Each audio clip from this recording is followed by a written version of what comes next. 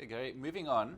Last week, the Lithuanian government made amendments to aspects of their nationality law, which might be of particular interest to South Africa's Jewish community. Do you want to explain that? Yes. As you know, Lithuania became independent in 1918, and the Soviets marched into Lithuania, an EU country, by the way, in June 1940. And about 80% of South African Jewish community, and we are about 60 or 70,000, of Lithuanian descent.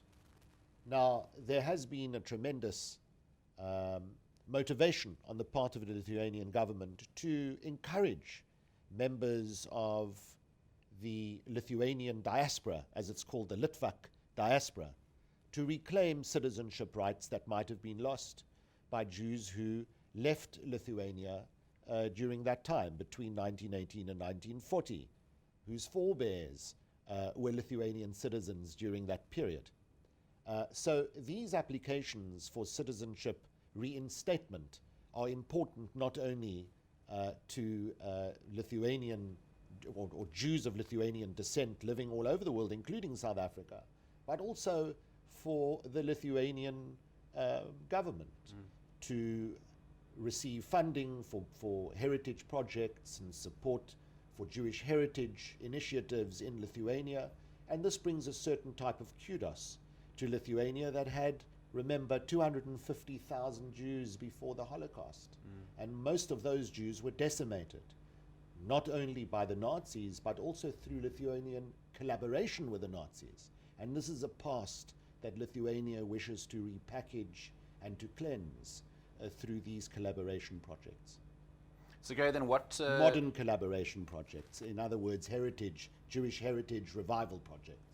Of course. So then what would you say then to South Africans with Lithuanian ancestry in terms of what their rightful claim to potentially a European passport, what do they need to prove? Before the amendment of last Wednesday,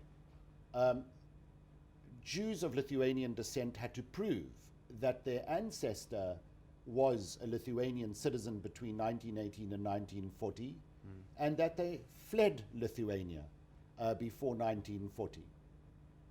The word fled was changed to left. They simply left Lithuania. In other words, very few Jews had to flee Lithuania between 1918 and 1940 because there weren't pogroms, the Holocaust started much later, at least after June 1940. And therefore, Jews found it very difficult trying to prove that their ancestors left for persecution reasons. The Lithuanian Constitutional Court ruled in 2013 to construe the word fled very strictly. And as a consequence of that, the Migration Department in Lithuania refused many of these dual citizenship applications where Jews wanted to keep, for example, South African citizenship and at the same time claim Lithuanian citizenship by reinstatement. Jews had to renounce South African citizenship because the Lithuanian government would only allow a single citizenship, which would be Lithuania, and not the other. As a consequence of the amendment, Jews can now remain South Africans, they can remain Americans, they can remain Australians, and dual citizenship would be tolerated in the ordinary course. And that is a massive change for those wishing to reclaim the citizenship of their ancestors from Lithuania.